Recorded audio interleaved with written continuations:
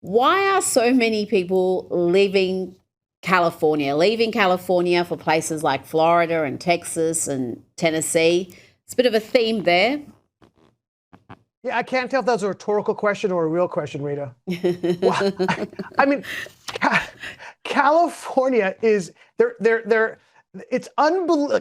Here's the data. Okay, in the last 15 years, last 10 years, 10 million people have left California, including dozens of billionaires like Mark Zuckerberg, taking with them all their job creation, all their innovation. It's all going out the door to the states who are welcoming people who want to create wealth, okay? Not California. You know, the greatest stat of all is that if you want to rent a U-Haul one way from California to Texas, it is 4 times more expensive in that direction than Texas coming back to, because no one is doing that. Look, this hurts my heart. It does.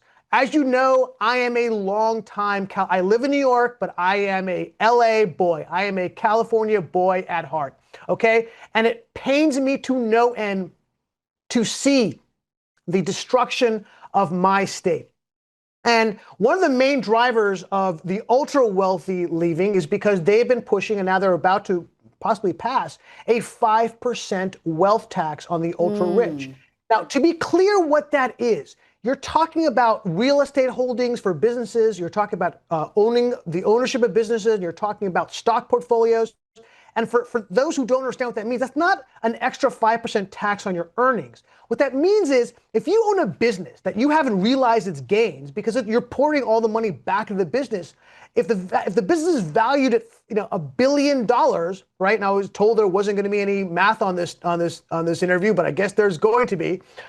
You're talking about tens of millions of dollars that you have to pay because you have a business, or if you have stockholders, if you haven't realized the gains in your stock. It doesn't matter if you don't have that money. You have to pay that in taxes. No one can do that. Okay, that is a horrific albatross to have on you.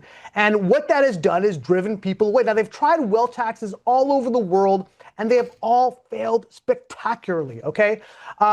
And to be clear again, the rich don't pay their fair share, right? How often do you hear that? Okay, a couple of statistics, which I think is really, really helpful here, is that the top 1%, I'm going to read the notes because these numbers are important. The top 1% of earners, right, they pay 40% of all taxes. They earn 20% of all earnings, yet pay 40%. The bottom 50% pay 3% of all taxes, but earn 13%. Okay, the bottom 50, I'm sorry these stats, but they're important. The bottom 50% pay 4% of their income in taxes. Okay, and the top 1%, they pay 27% of their income that they get in taxes. So you tell me, the rich don't pay their fair share. The rich are carrying this country. Okay, and what you're doing is you're trying to make them flee and leave. And by the way, if you do this writ large across the country, they're going to leave the country also because they just simply can't afford to do it.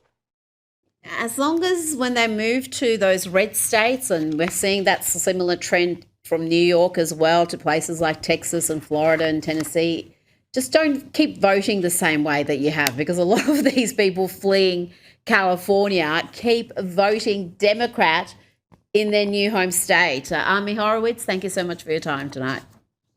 Always a pleasure.